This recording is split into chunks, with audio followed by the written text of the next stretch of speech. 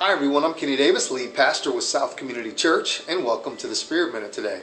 In the first home that I owned, I had this really cute home in this little cute neighborhood. Older people lived there, and you just knew it was a safe neighborhood, but you saw some peculiar things. And living on the left side of me was an older man. He's probably in his mid-80s. He sold lawnmower parts, and he would, kind of hang out. He had a scowl all the time. He really didn't talk to me much, but I thought, man, what's going on with this guy?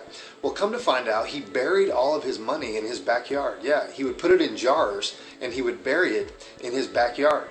And I thought how crazy that is. Well, later on, that explained it, because he hung out in his backyard quite a bit. He was always guarding it and making me, kind of weird looks at me and stuff. And I thought, man, that tells the whole story of where we put our treasures. When we put our treasures here on earth, we're so scared that people are going to steal it and people are going to destroy it.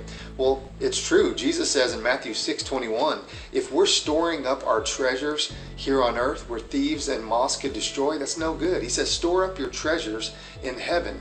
He says, for where your treasure is, also that is where your heart will be.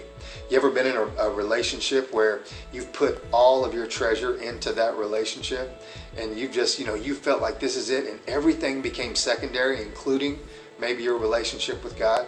Or how about you stored up all of your treasure into that job or into that project at work or into a sport or into school, whatever it is, and something fails there, something goes wrong, and something is destroyed and you feel destroyed?